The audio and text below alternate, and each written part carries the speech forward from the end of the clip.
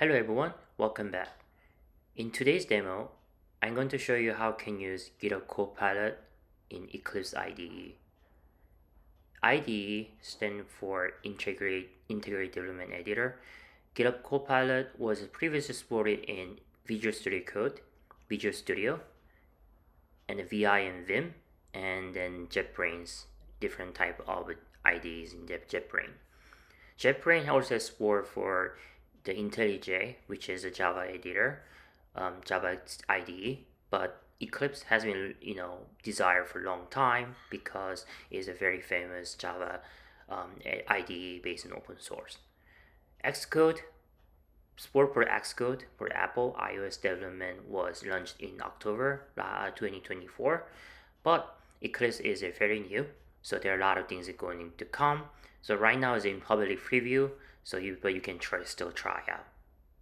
So even before this official support for GitHub Copilot for Eclipse from the GitHub and Microsoft side, there was Copilot for Eclipse, which is still popular, very popular today, and has things like GitHub Copilot chat and a lot of the features integrated already. Now, because GitHub Copilot for Eclipse official one is just the public preview right now, there is maybe just right now what it is just a suggestion from in-file or inline editing. But in the future, I think they're going to be, from the feature parity perspective, they're going to be a significant, gap is going to close. So I think more features going to come. I believe more features going to come to GitHub Copilot for Eclipse, the official one. So, but at the moment, you can try out both. But then just to let you know, this GitHub Copilot for Eclipse, the one of both, is free and also official. So if you want to use it for large enterprise support, whatever, that's the way to go. To find out more about this release, official GitHub Copilot for Eclipse by GitHub and Microsoft, you can visit this website, which is actually in Microsoft, their blog website. So you can read more detail about it, and then I think the more updates going to come later, but then it's good to know, then you can find the official support from the GitHub and Microsoft. Okay, so Eclipse can be installed in whichever platform, Linux, Mac, or Windows, but I'm going to use a Mac. I already installed mine, so I'm going to open it. So it's going to launch, and then it's going to have a two screen, so it's going to take a little while, and then other launching windows should come up, but then it's on the other screen. So I'm going to use the default workspace. This is the first time I'm going to launch with the fresh new install. So I'm going to launch it, and it's going to bring up the workspace soon. Bear with me. So here's a workspace because it's having nothing there, it's pretty empty. So we'll start with the new. So what we need to do is that you could find in the Eclipse Marketplace probably later, but right now when I search, there is none. So you have to go to the link, which I think that you have to open the browser and go there. So I'm going to go to my the Chrome browser, and I'm going to bring here, and then I'm going to paste the link, which I will just put in, and so where you can go and just download it. So I'm going to paste the link. Just going to copy it. So that's going to be that. So here is a GitHub Copilot for Eclipse. So I'm going to click install, and then I'm going to just drag and drop into Eclipse IDE, and it will bring up this installation window, and it's going to install.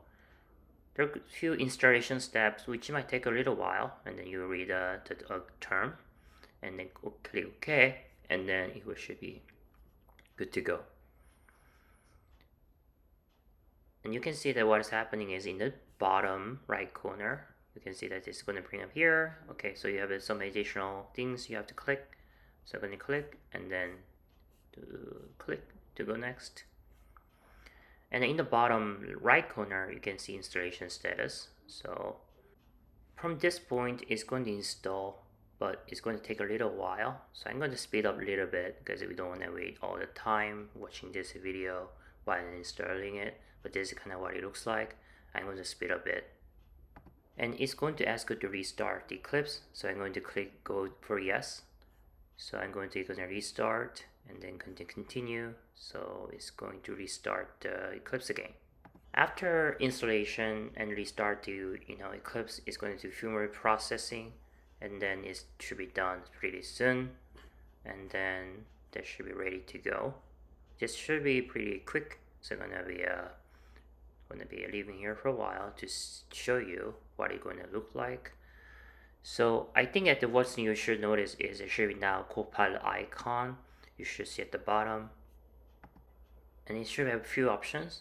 I think it's very hard to see it because somehow I couldn't crop it, but you have a few options like, you can log in. I'm going to log in again by signing in, sign out and sign in. So you have to go to the link, and then you have to paste the device code after you authenticate it.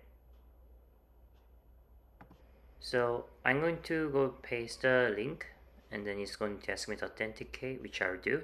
After authentication, it should bring this device activation window. So I'm going to copy the code and then just to paste there, and then connect, and then authorize it, and should be good to go. So if I go back to Eclipse now, and when I close it, a few minutes later, it's going to ask that I sign in. So I think there's a little time, but now I'm signed in. So a few things I could do, there's in the bottom window, which is hard to see it, but there are a few options there. And then you can see there's a shortcut key you could use.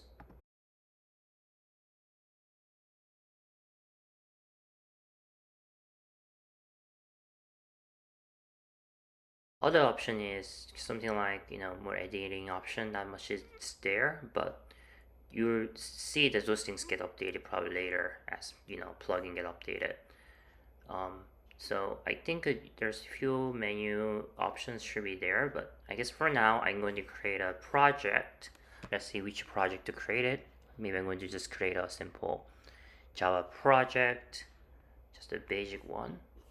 So gonna be just a typical Java project creation process. Going to give it some name for my project. I'm going to call this sample Copilot app. And then I'm going to open the project.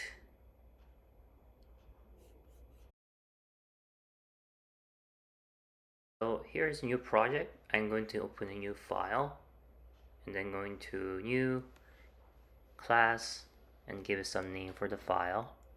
I'm going to call this weather, and then package, give some package name, com.weather.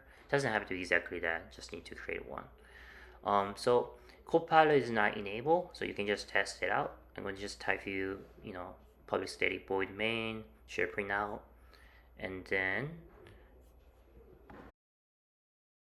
create a comment for the function to say it's suggested already based on what the class file name I have. So you can see they get created, etc, etc. And you can see that even I delete it, you should be able to suggest it based on the function name I already have already.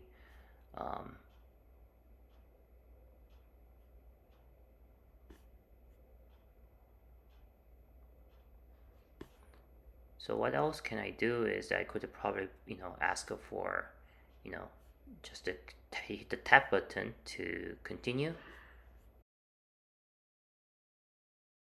If I type a few more stuff inside the main, you should be able to get the function name. And let's just create one more function, and then you should suggest what function name should possibly can be. And then you can be anything, but I kind of out of idea, so it's just go with the default option suggestion. So it says you should display the data, which is if I make a new line, you should be able to get the function name. This can be very useful for when you create unit tests and etc, because it can work across the file. But that should be pretty much it. And then should have to compile. You can run it. Yeah. So what do you think? Of course, this is just to get started. I think more changes and updates going to come later. Cool stuff. So till next time, see you later. Bye bye.